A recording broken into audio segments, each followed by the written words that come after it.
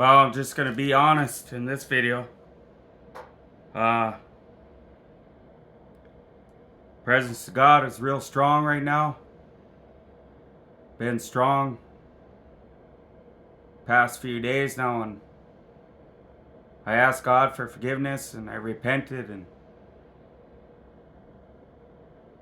we only got about two choices laid before us. We can give up, throw in the towel and give up and forfeit our relationship with God and probably end up in hell, or you know, there's no quitting in my DNA. I have to keep going, no matter how I feel about it. But I'm starting to feel a little bit better as time goes on. Been watching a lot of YouTube videos lately, and a lot of TikTok videos, and every video I run across, even nature, is telling me I need to go back down to Arizona. So that's what I'm gonna do. Those are my plans. So, and none of my jobs are falling through here. I filled out probably 10, 15, 20 applications out here for seasonal work. Nothing's falling through. Nobody's calling me back for your interview. So, and this is what I had hoped would happen. This is what I wanted to happen. I asked the Lord, I said, I want to be forced into what you got for me. So that's what I prayed for. I prayed for a miracle, and I think I got what I wanted, and my whole life it's falling apart in a good way. I got no choice but to be obedient with him, and no choice but to lay my life down for him. And I just asked for forgiveness, and uh,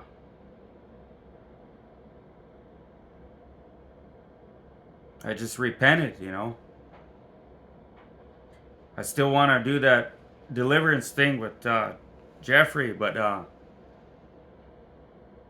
right here it's got day 51 of 60. Another thing I wanted to mention too, I was going to talk about wisdom in this one, but before I talk about that, I was going to mention the urges today were just intense. Presence of God right now is so strong right now.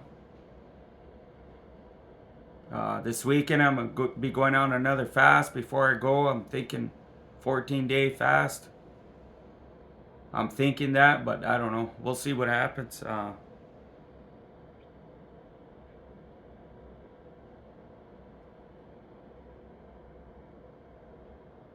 Wisdom.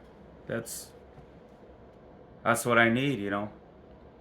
Ecclesiastes 7:12. For wisdom is defense, and money is a defense. But the excellency of knowledge is that wisdom gives life to them that have it. Wisdom is more valuable than money. Especially in this case. So Proverbs 17:22, a merry heart does good like a medicine, but a broken spirit dries the bones.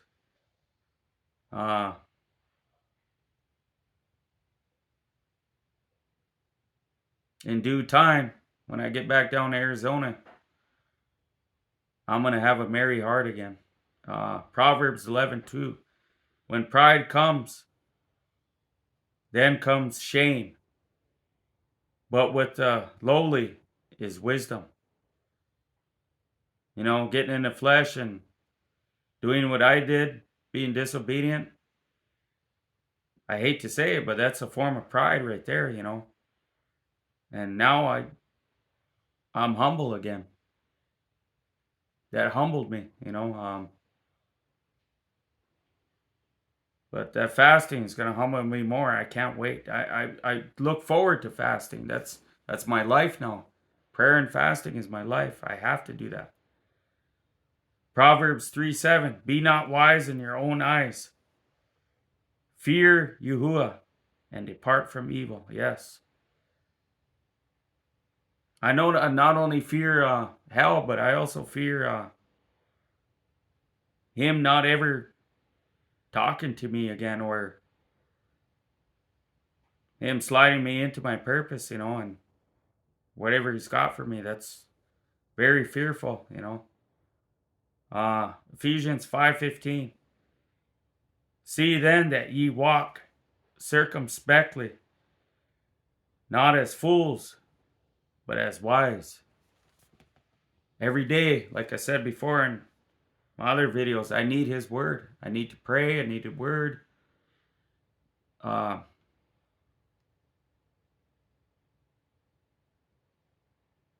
Worshiping. When I first started this journey, I love worshiping God. Not so much anymore because I kind of felt like I've outgrown that stage in my life. Now it's just a form of worship for me is being obedient to him, and fasting for me is prayer and fasting, and his word now is, to me, is a better form of worship. It's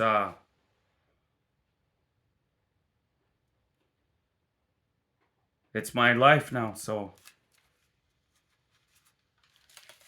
I mean, where would I be without him? I'd probably be dead. If I didn't have God. Semen retention gave me a purpose, but it doesn't stop there. That's just the start of things. Whatever happens this year, I have a strong feeling when I get back down to Arizona or wherever he's going to take me. I've said this before too, if when I get down there, if I become homeless, I'm kind of scared, but he's protected me before, and if that's what it takes for me to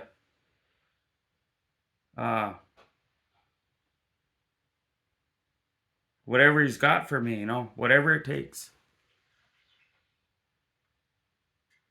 Whatever it takes. I'll find out once I get down there. Maybe when I get down there, everything will slide into place, Before I left, even though he gave me confirmation to come back here, nothing has changed. Before I left, he gave me a sign that I wished I would have stayed there. But I'm going to go back down and I'm going to get that sign again. And I'm never going to leave that place until he actually speaks to me or gives me another sign that it's okay for me to leave. I'm not going anywhere. I'm going to stay down there and finish what he started in me. I'm going to press in deeper than I ever pressed in my whole life. I'm going to go crazy with this 21 and 40 day fast. I know I can make it. I can do all things through Christ who strengthens me. I'm not scared of that fast. What I'm scared of is missing out on what God has for me. That's what scares me the most. I say I fear hell, but if I'm obedient to God, I don't fear hell. I say I fear being homeless, but if it brings me peace, as long as I'm away from, family that they don't bring peace to me, they don't live for God. So I got to do what's best for me. If God is telling me that's where I need to go, through the videos,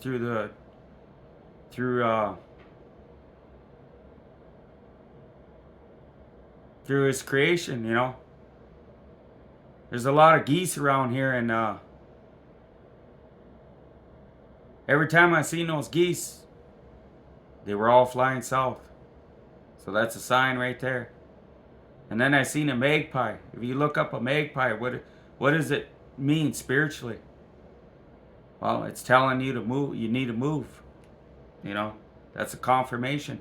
And then through all the videos on TikTok, all the videos on YouTube, they're all telling me you need to move. God's not going to do anything in your life. You need to move. Whatever he started on me down there, he ain't done. If I would have just stayed down there, because I did get the confirmation, and I just, I rejected it. I ignored it. And I came back here thinking, you know, circumstances were going to change.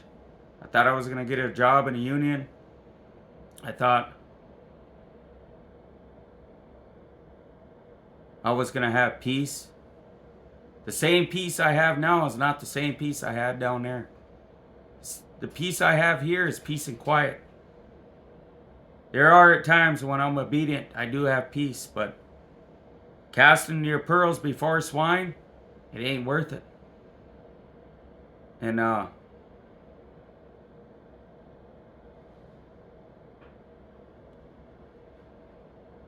just don't think he's done with me.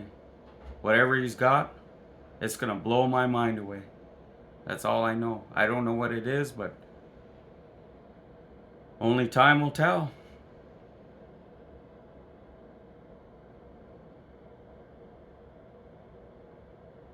But the fast that I'm going to go on, I'm going to pour everything into that. I'm probably going to be reading 30 chapters of the Bible a day. I'm going to be in deep, deep meditation like I never was before. One thing about me is like what I've been learning too is I talk too much, you know. I need to start being silent. And I know I did practice some of that when I was down there.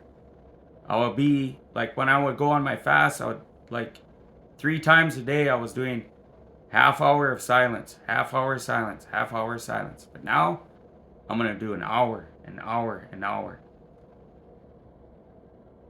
Just turn my mind off, shut my mouth, write some stuff down that I want the Most High to speak to me on. And then obviously I'm going to be using scripture for it too. And just praying about it, you know, while I'm fasting. And I think that's when the miracles are going to happen. I really believe that. I don't know if I ever told you guys this on any of my videos, but when I was in Teen Challenge years ago, I cried out to the Most High. I said to him, if you don't prove to me that you exist when I get out of here, I'm going to end my life, because I don't want to be alive if I don't have a purpose. And boy, did I get a rude awakening. When he spoke, nobody can convince me in this world that God is not real. And people talk about spirit guides, and they talk about ringing in the ears. They talk about all this stuff. What I experienced in that program was so powerful. People will say to me, how come I can't experience stuff like that? What you experienced? Or how come, not how come, but how did that come about? Well, when you're desperate, God could do anything. When he spoke, he shook that whole room. That was 20 some years ago. He shook the whole room, and he said some stuff to me I didn't like. He said I had a lot of pride and a lot of anger.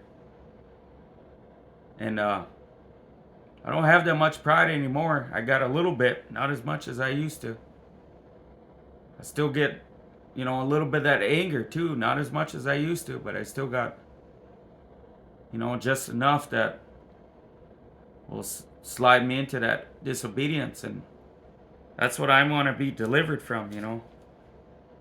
I don't think that 7-day fast was enough to receive deliverance. I think I have to go further. There's been a lot of miracles over the years on people that fasted 21 and 40 days. I have a friend on YouTube. You should go check his channel out. He's the one that got me into health. His name is Dan McDonald. He's from Washington. And this was years ago when I got into health, when I had health problems. He got me a health fix by watching his videos and talking to him on the phone, and his YouTube channel is called Life Regenerator. And he said when he did his 40-day fast, God spoke to him and slid him into his purpose. So I believe that's what's going to happen to me. And if you guys like this video, give me a thumbs up. If not, you know what to do. You're more than welcome to comment down below. And I thank you, Jeff. And I thank all you guys for listening to me, allowing me to share my testimonies with you, and the scriptures, and how God is changing me and helping me and transforming me from the inside out. And I thank you for all the subscribers. And I just hope and pray by the end of the year I can reach 1,000 or more subscribers is what I'm praying for. And hope you guys all have a good day. And tomorrow I'm going to be talking about